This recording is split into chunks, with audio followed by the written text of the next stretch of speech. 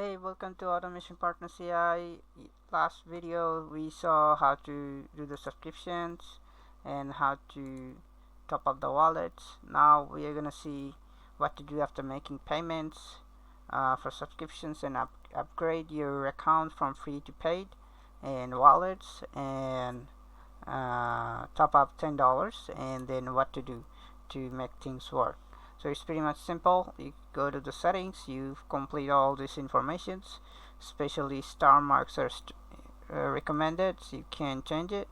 And if you want to do all these stuffs are easy, except SMTP settings and API keys that might gonna take you maximum 5 minutes if you follow the help, and others will take maximum 10 minutes. So within 15 minutes you are ready to go and you can start marketing.